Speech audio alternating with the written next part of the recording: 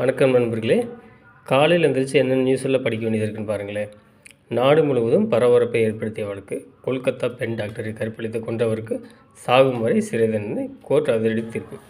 இப்போ 3வது பக்கத்துக்கு போகணும். இங்கே பாருங்கள். காதலனை விஷம் கொடுத்து கொன்ற இளம் பெண்ணுக்கு தூக்கு தண்டனை, கேரள கோர்ட் பரபரப்பு தீர்ப்பு. அப்படியே ரைட் சைடு பாருங்கள்.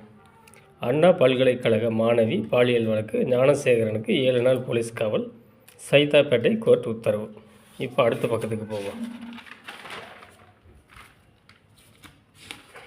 இங்கே பாருங்கள்.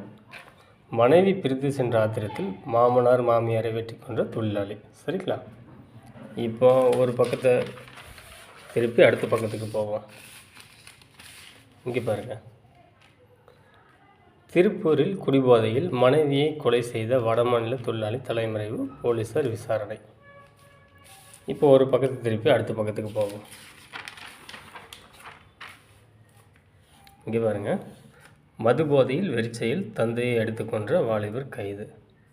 அப்படியே ரைட் சைடு பாருங்கள். சவுக்கு தோப்பில் வைத்து சிறுமி பாலியல் பலாத்காரம், போக்சோ சட்டத்தில் 2 வாலிபர்கள் கைது. அப்படியே கீழே பாருங்கள். கல்குவாரிகளுக்கு எதிராக போராடிய அதிமுக பிரமுகர் கொலை செய்யப்பட்டது எப்படி? பரபரப்பு தகவல்கள். பாருங்கள் நண்பர்களே, நம்ம எப்படிப்பட்ட மனிதர்களுக்கு நடுவில் வாழ்ந்து கொண்டு இருக்கிறோம்னு பாருங்கள்.